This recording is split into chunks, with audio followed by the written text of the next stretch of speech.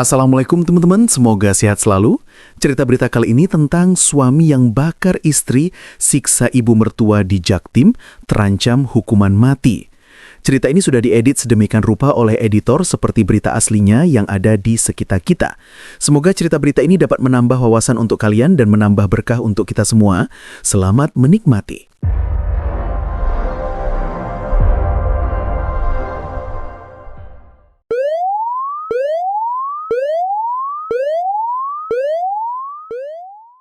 Bayangkan sebuah pagi biasa di kontrakan kecil di Cakung, Jakarta Timur.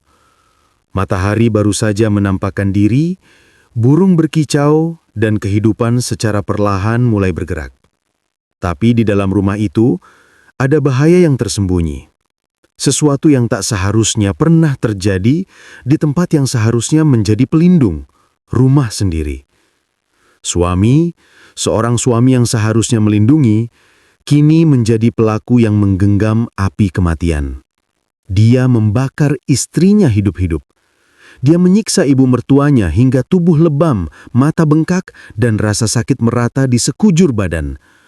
Semua ini bermula dari sebuah cekcok sepele, permintaan mie instan yang berubah menjadi mimpi buruk yang tak terbayangkan. Kisah ini bukan sekadar berita kriminal. Ini luka batin, pertanyaan moral, dan gambaran betapa rapuhnya jiwa manusia ketika emosi dan kecemburuan menguasai akal sehat. Pelaku adalah MA, 29 tahun, warga Cakung, Jakarta Timur.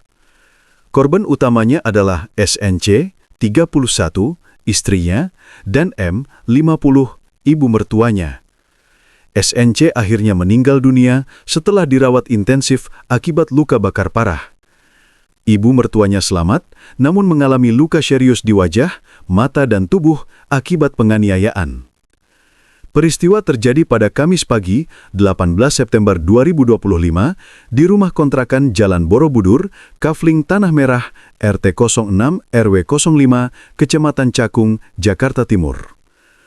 MA melarikan diri setelah aksi pembakaran, namun akhirnya ditangkap pada Jumat malam, 20 September, di wilayah Cakung Timur. Pengungkapan fakta tambahan mengagetkan. Saat ditangkap, MA dalam kondisi sedang memakai narkoba di kamar mandi. Semua bermula dari hal yang tampaknya sangat sepele. MA meminta SNC membuatkan mie instan. Tapi bukan hanya itu.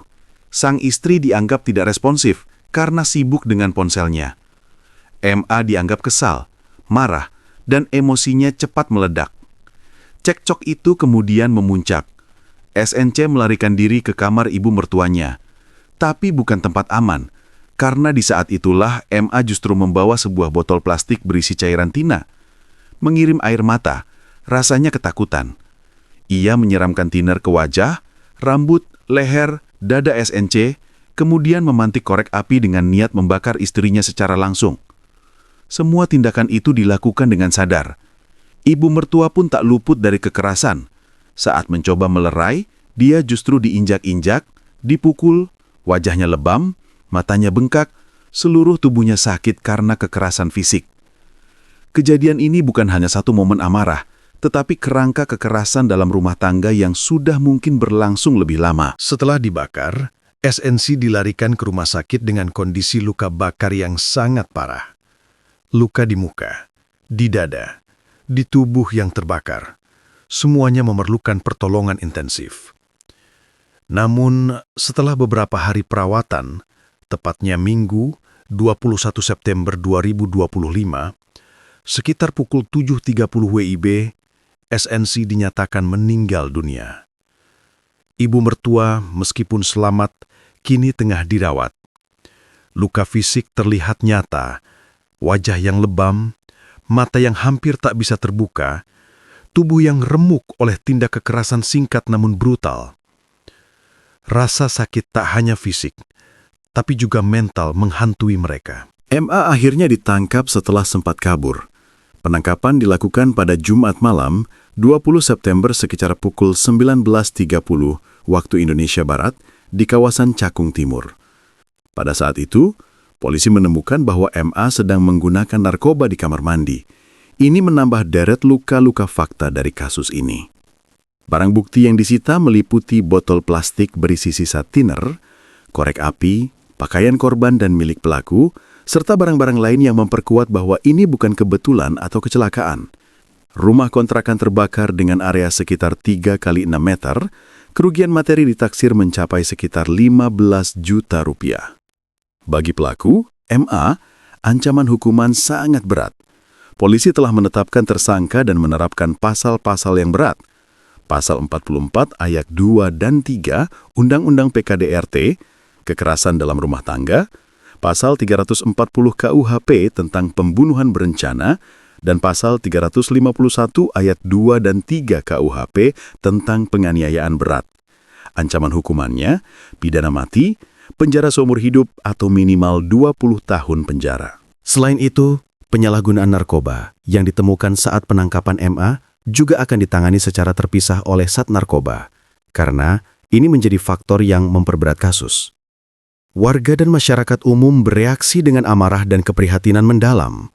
Banyak yang menyuarakan bahwa kejahatan selevel ini tidak boleh dibiarkan, bahwa pelaku harus diberi hukuman paling berat agar menjadi pelajaran bagi yang lain.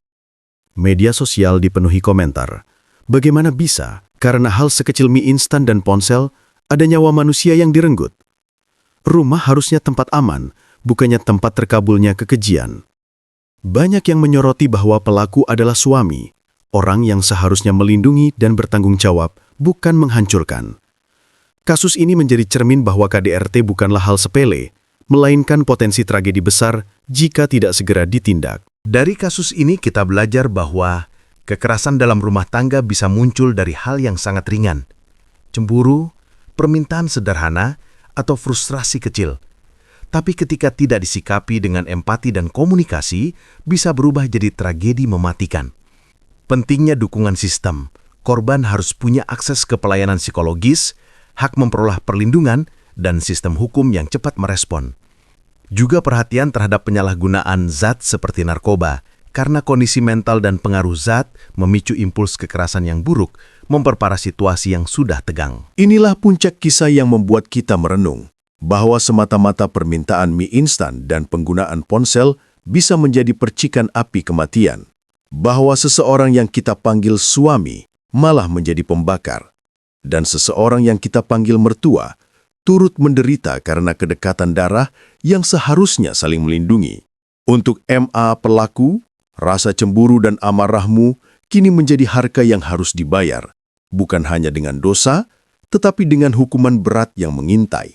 Dan untuk kita semua yang menonton, mari jangan biarkan kisah ini berlalu hanya sebagai berita mengerikan, tapi sebagai panggilan perubahan.